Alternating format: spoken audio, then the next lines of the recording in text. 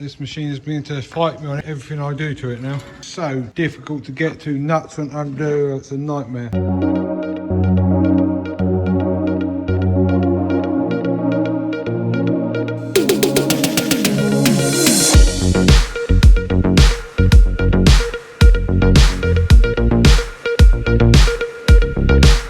Hi guys, another video.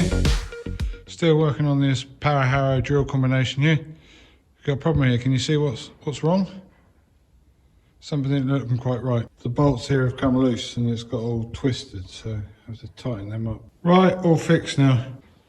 These black things here, they are the shut-offs for the tram lines. They come down here, so that's one of them, one with the yellow cable tie on, and then there's that one there.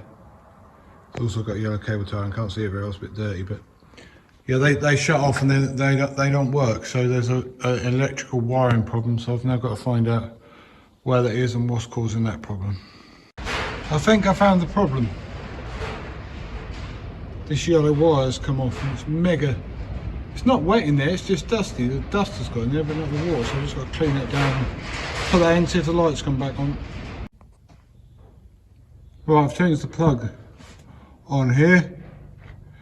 This one here that was all corroded and rusted up, so that's all changed, but it's still doesn't work. So there's another one of these plugs at the front. I've just got to follow the wires, because I've never had this problem before. I'd never know where all the wires go, so I've just got to follow the wires to the front and see what goes where, because there's two plugs at the front. I want to know what is what. So yeah, I'm now around at the front of the tractor. This is where the tank connects to the top of the pipes and all the electrical cables and camera cables, and these ones are for the fan, the big one for the return, this one is for the pressurized one. So you have to have a free flow return so you don't overheat the motor, which is down there, the pump. But anyway, the ones I'm having issues with are these wires here. I've worked out which one it is. It is this one here. This is the one, so we've got to take this apart and see if there's a wire off inside there or something. Because the two wires I'm having an issue with are the blue and the yellow. We've corrected the yellow one at the back, so there could be a problem with the blue one here, there could be a problem with the yellow one. Let's take it apart and find out. And if you look here, if we'll get in focus, the blue has come out. So I think that's where the problem is. Right, all these cables are back together now. So let's go and see if it's working. There's four of these in here, and we've got the lights on now, which is good. So green should mean that the air can flow through them, and then I'm pretty sure it's red when it's stopped. We'll go through the cycle and put the tram liner on and see what happens. Now every time at the end of the field, when you lift it up, this goes here like this. That pushes down because the top link catches that, and then it will change it onto the next one on the system in the cab. I'm still down here, the monitor's up there. If we zoom in, see that's now on 2. Push it down and hold it for a couple of seconds, sort of fashion. Yeah, that's now changed on to 3, and tram line is 5.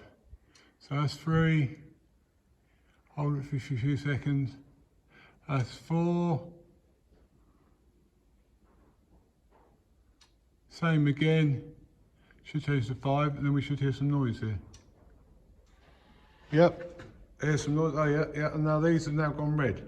So they are working. So all I just need to do is lift it up, fire it up, and just to check there's no air coming out these pipes, the ones down at the bottom, just to make sure those valves are turning properly, because obviously they didn't work at all last year, so they might have got stuck. So we just want to check that. Fire the fan up, and work out if it's working properly. Right, I've tested all the things, they're all working fine. Can't really do that, the camera's too noisy, so we just got to go in here, put it onto 5. This is the tram line, just to check that the markers drop when I put the markers down. So the markers work on this one, and then because I use GPS, I often don't use the marker. I use them occasionally just to check everything's okay. But if you push that into the float position like that, the markers at the back, somewhere down there, should drop down. You can't really see them, but I did see them drop down. And then if I lift him up, oh, the markers happening there. If I lift them up,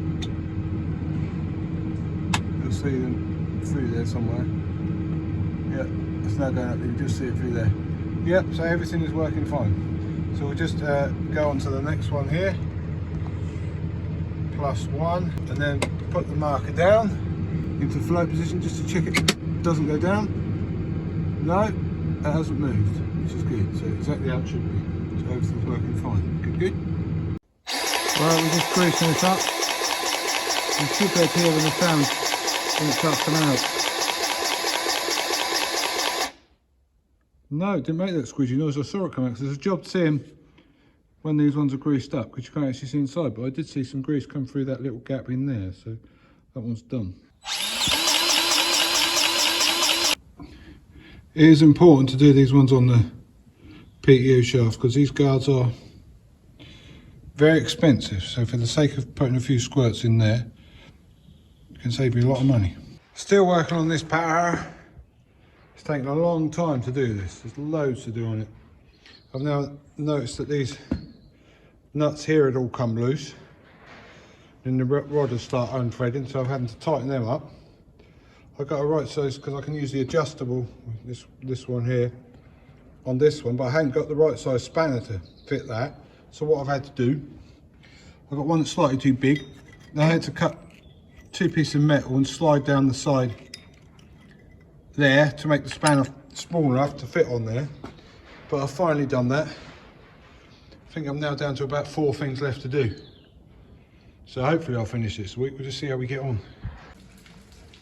It's now Friday afternoon, it's raining again. You see the water running here through the farmyard. Still working on this drill here, and now on the front of the tractor doing the roller on the front here. But this machine is beginning to fight me on everything I do to it now. Everything seems to be going wrong. Grease nipples seem to take 3 times longer than they should do, and they're all bunged up and stuff. And some of these scrapers here at the back here, some of them have got bent. I had to, over here, where are we? These ones here on the bench, that one's got majorly bent. That one there has got majorly bent. And there's another one there that's got majorly bent, so I had to take them off, and everything was so difficult to get to. Nuts went undo, it's a nightmare. So then I've got some spare ones of these. These ones here, these are spare ones, because this roller here is actually off a 4 metre sort of. It got these on there, got some tines on, so I pinched one of these when I put this on here, and so then I have to go and get some spare parts off the other one, which is what these ones are. I've got down here, so that's what I'm now putting on. But you know, everything just seems to be fighting me and just taking twice as long as it should do. Whether I'll get it finished today or not, I very much doubt it.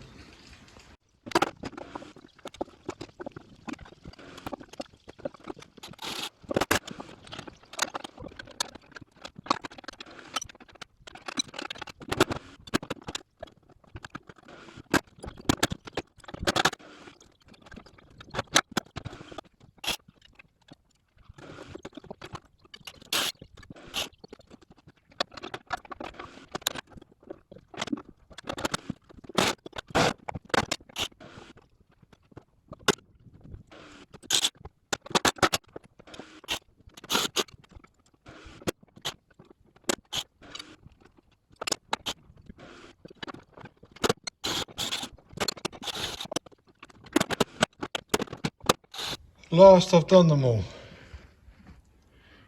Some of them were absolute nightmare because the bolts were, I couldn't use the same bolts. I had to do the same as I did in last week's video, grind them off. They've all got a tiny little gap because there is ever, I don't know if you can see it on there. Can't really see it, ever such a slight wobble on it, tiny little wobble. But no, that's all done now. Last thing I'll do is put a grease nipple in the end and grease it up. Then this front will be done.